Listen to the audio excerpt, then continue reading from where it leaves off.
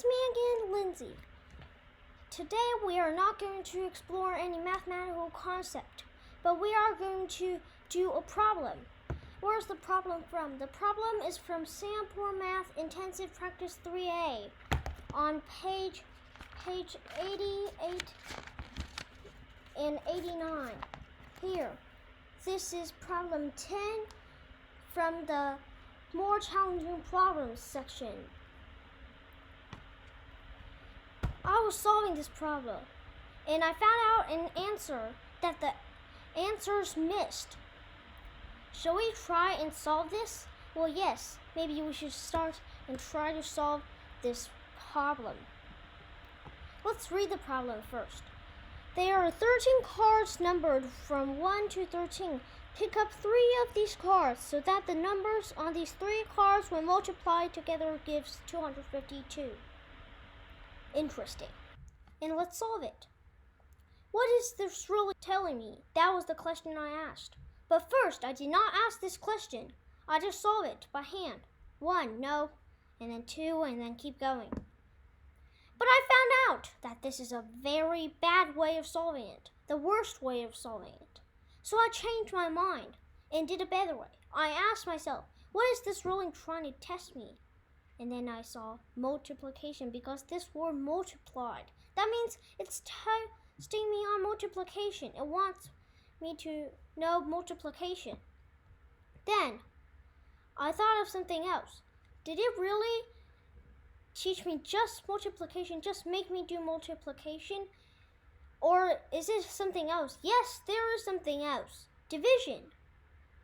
Because all those numbers, they must be divisible by 252 if you want to pick up that card. That shook it. Then I listed the numbers that is divisible by 252. What did I list? Here. Divisible by 252. Then I just listed 1. Well, everyone knows 1. 2.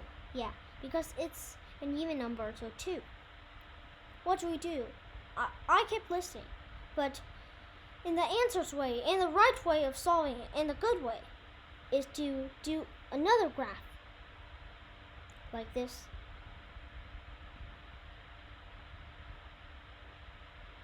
This is 252, 2, because 2 is the smallest number that is divisible by 252. And also, 2 is the smallest number that can only be divisible by 1 in itself. What's the number that is only divisible by 1 in itself? A prime number. So 2 is the smallest prime number, and also the smallest number except for 1 that is divisible by 252. So maybe we should really divide 2. Divide 2. What's 252 divided by 2? It's 126. 126. Keep dividing by 2 because that's the smallest number that we want. We want small numbers. 126 divided by 2. Well, the answer is 63 because 12 divided to 6, 3 here. And then we keep writing 63. Oh no, it can't divide by 2. But 3 is the second smallest prime number. So 3. Divide by 3. And it's also divisible. It must be divisible. 63 divided by 3. What is it? Well, 63 divided by 3. 60 divided by 3 is 20. And 63, so it's 21. 21. Well, 21, it can divide by 3, which we want, because we want small numbers dividing small numbers. So 21 can divide by 3. Keep going, keep the process. 21 divisible by 3. What's 21 divided by 3? 7. 7. And then 7. 7 can divide by 2 or 3. And 7 can't divide by 5. So 7 must divide by 7. 7 divide by 7.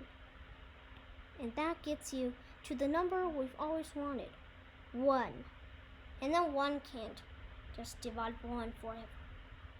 We've done it. Now, 252, we've solved it. 2 times 2 times 3 times 3 times 7. Here's the process.